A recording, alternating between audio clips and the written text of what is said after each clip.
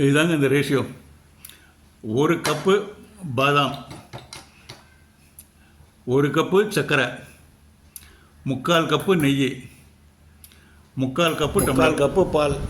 So ஒரு cup பாதாமுக்கு இதுதாங்க 1 1 3/4 3/4 1:1:3/4 3/4 இதுதாங்க ரேஷியோ.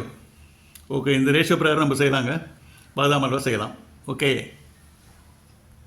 டியர் ஃப்ரெண்ட்ஸ், இன்றைக்கி பாதாம் அல்வா 1 1 3/4 3/4 என்ற ஃபார்முலா படி செய்யலாங்க. இன்றைக்கிங்க நான் செய்ய போகிற பாதாம் அல்வாவுக்கு 1.5 கப்பு பாதாம் பருப்பு எடுத்துக்கிறேங்க. 1.5 கப்பு பாதாம் பருப்பு. அந்த ரேஷியோக்கு தகுந்த மாதிரி நான் வந்து மீதி மெட்டீரியல்ஸும் எடுத்துக்கிறேங்க. தோல் உரிச்சா பாதாம் பருப்புங்களும் எடுத்துக்கலாங்க.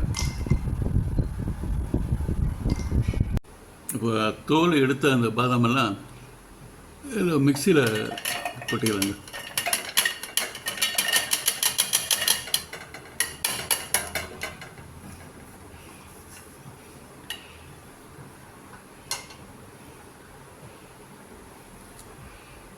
நெக்ஸ்ட்டு இதில் வந்து இதில் பாலை கொஞ்சம் ஊற்றிக்கலாங்க. அதுக்கு தகுந்த மாதிரி பால் ஊற்றிக்கலாம்.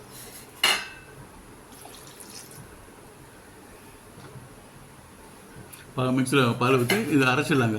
நல்லா கொஞ்சம் கரன்னு இருக்கணுங்க. அது கொஞ்சம் இதாக ரொம்ப மாவாக அரைச்சிடக்கூடாது, பேஸ்ட் மாதிரி எடுக்கக்கூடாது, ரொம்ப பேஸ்ட்டாக இருக்கக்கூடாது, ஸ்மூத்தாக எடுக்கக்கூடாது. கொஞ்சம் நல்லா ரவா மாதிரி கொஞ்சம் குறன்னு இருக்கணும். கொஞ்சம் இப்போ வானொலியை அடுப்பில் வச்சுட்டுங்க.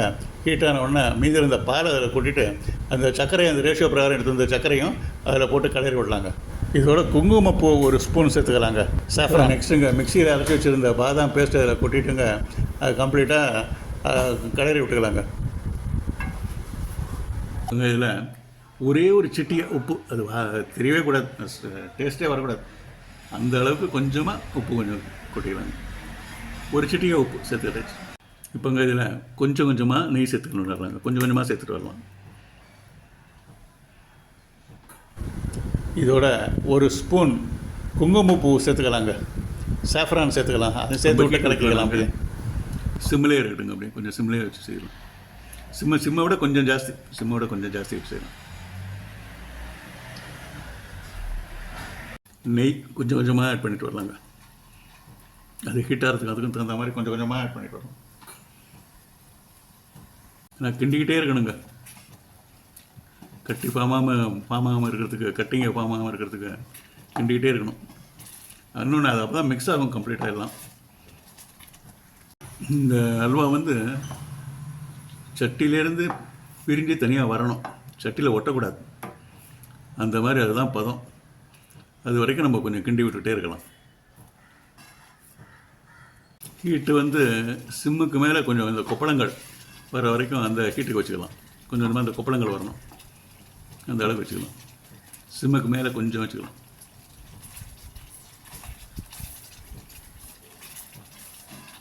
இழுத்து விட்டால் ஒட்டாமல் இருக்கணுங்க. இதுதாங்க பதம். சீக்கிரம் ஒட்டலை, சீக்கிரம் வந்து சேரலை. அதனால் இதுதான் பதம். இதோட எப்படியே நிறுத்திக்கலாங்க. இதோட இறக்கிக்கலாம். இப்போ செய்த பாதாம் அல்வாவை வேறு கிண்ணத்தில் மாற்றிக்கலாங்க.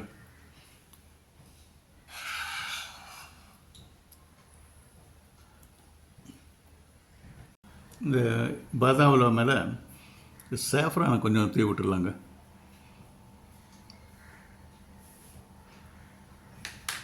இதில் இந்த குறுக்கா நீளத்தில் கட் பண்ண பாதாம் பருப்புகளை எடுத்து அதில் போட்டுடலாம்.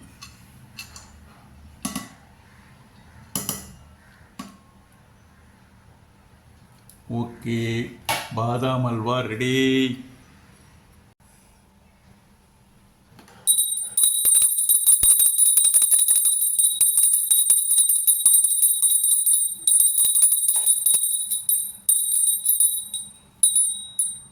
நான் 1.5 டம்ளர் பாதாம் பருப்பு எடுத்துக்கிட்டேங்க.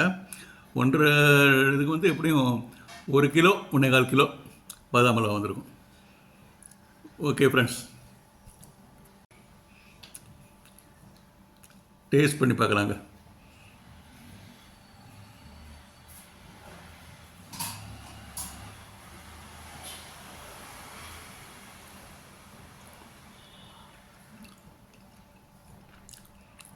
அப்பா, எப்பா.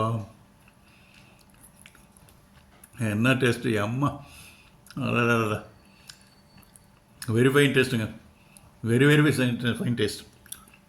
நீங்களும் இதை தயவு செய்து சாப்பிட்டு பார்த்து என்ஜாய் பண்ணுங்கள் ப்ளீஸ்.